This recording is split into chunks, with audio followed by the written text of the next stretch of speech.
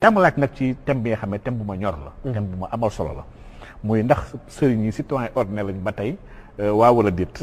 waaw dafa mel ni loolu ki ko waxoon de mooy waa ji yi nga xam ne moo ñuy jëriñ président tey jii muy président Macky Sall. moom dafa mel ni moo waxoon ne sëriñ yi citoyen ordinaire kese lañ. si benn contexte bi nga xam ne contexte électoral la woon. donc sëriñ yi nag yàlla dafa def ni mosuñu nag citoyen ordinaire ndax Pape Maguette Sénégal dëkk la bi nga xam ne. koo fi mënti gis ak ku mënti doon. am na kenn ki nga xam ne jàpp na ni kii mooy sama kilifa. am na ci ki nga xam moom ci kooku la wékku su ko nee defal mu def. bu ko nee bàyyi mu bàyyi. xam nga ñu ngi wax léegi waxu acteurs politiques yi ak acteurs religieux yi. acteurs politiques yi bu ñu soxlaa doomu aadama yi dañ leen di woo di leen neexal di leen ger. di leen fay ay xaalis leen jox ay yére ak ay sandwich. pour nit yi ñëw uysu leen pour ñéem a lekk seen xaalis. kilifa diine yi ñoom geruñu doomu aadama yi joxewuñu t-shirt joxewuñu sandwich. fu ñu wootee nit yi ñooy bàyyi seen ay itte bàyyi seen liggéey. fab sax seen xaalis ñëw fekk leen jox leen ko. xam nga ne kon yàlla dafa def ni kon ñaari xeetu kilifa yi wax dëgg yàlla tolloowuñu. Sénégal nag acteurs politiques yi dañoo yàgg dox ci wàllu lëndëm ak caay-caay. xam nañu si lu dëng la ñuy dox. mësuñoo bëgg kilifa diine yi intéressé wu ci wàllu politique bi. moo tax ñu yàgg gëmloo ni politique bi dafa salte képp ku def dafa salte ku jubadi mbiru wax lu dul dëgg la mbiru jël alalu jàmbur la. ba jëm ci dàq ñëpp ñi nga xam ne dañoo jub ak te baax. waaye nag. réew suñ ko bëggee tabax dañuy wax l'élite politique comme religieuse ñaar yi mun ñoo ñàkk joxante loxo pour mën a defar dëkk bi. Sénégal nag événement yi weesu nii lecture boobu la ma jox man xam nga sëñ Muntaxaa il faut ñu bàyyi xel ne nit ku engagé la après nit ku xam li xew la. maanaam bëri na ay sëriñ yi nga xam ne sëriñ yi tëju yi xam ne xamuñu lu xew ci dëkk bi. sëñ Muntaxaa bokkul sëriñ yooyu. sëñ Muntaxaa a été un militant sax. Avant indépendance. ci parti bu ñuy wax PAI. donc muy parti bi nga xam ne indépendantiste bi nga xam ne Majhemout Diop moo ko dirigé. nga xam ne kon kii avant l'heure moom comprendre na enjeu souveraineté enjeu moom sa bopp enjeu doomi réew moo war a tabax réew ndax yëpp moo nekkoon ci ay slogan ñoom. donc lii mooy wax yi nga xam ne kilifa yu mag jamono boobu ñu mel ni Cheikh Ibrahima Niass. jamono boobu mu ngi doon bind moom l'Afrique aux Africains. pour dire que dafa am ay kilifa diine yi nga xam ne dañoo yàgg conscient xam enjeu jamono bi. xam ni la chose politique. ndax l'islam il faut ñu wax ko l'islam elle est politique.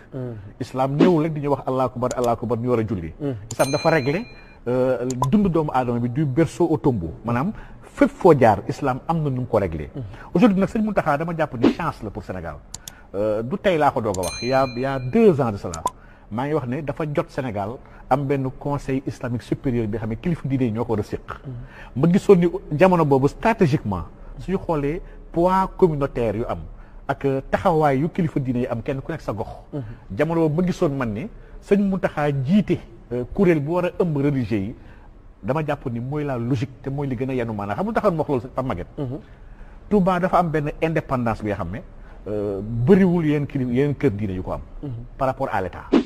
muy benn ñaar sur le point de vue de l'âge ndax tamit kilifteef maa ngi fàttaliku conseil islamique supérieur bu jamono ñoom El Hadj Abdou.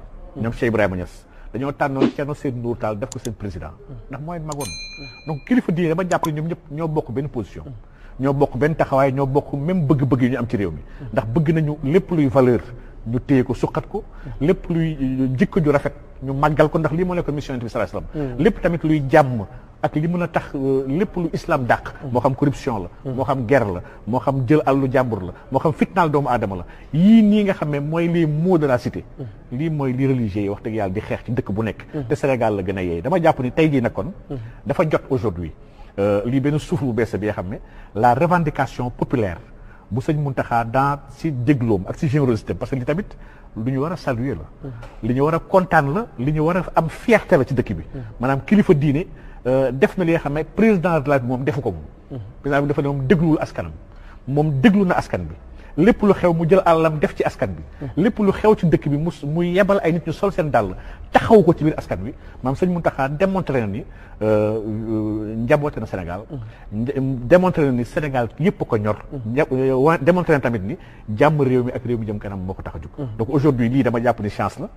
li ñuy war a exploiter la ci tegaale sax doléance u l'islam ndax xam naa ne loolu sëñ Maxtaar na si ñëw am na ay ndaw yi nga xam ne ñoom ñii ñooy ndaw xalif généraux yi ndax ñii si ànd sàmm jikko yi ñoom la tous les xalif généraux de ce pays là jox seen loxo jox leen seen tànk ne leen doxal leen ñu.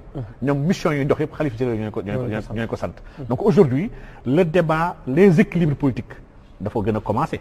ñi gis ni kon xalif yi ñu ngi initié wu ñu ngi dugg bu baax a baax ci yorinu réew mi. te foofu lañ leen doon xaar nag li ñuy jooy ñoom maam Abdoul Aziz Sy Dabakh di jooy ñoom sëñ Abdou Lahad c'est parce que c'était des xalif yi nga xam ne dañoo xam seen rôle di ko dox par rapport au pouvoir temporel.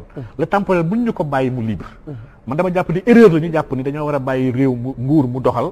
ñun ñu jàpp suñu ay daara ak suñu ay mënuñu bàyyi nguur mu doxal ndax nguur mooy régir daara yi. très bien nguur mooy régir suñu vie sociale.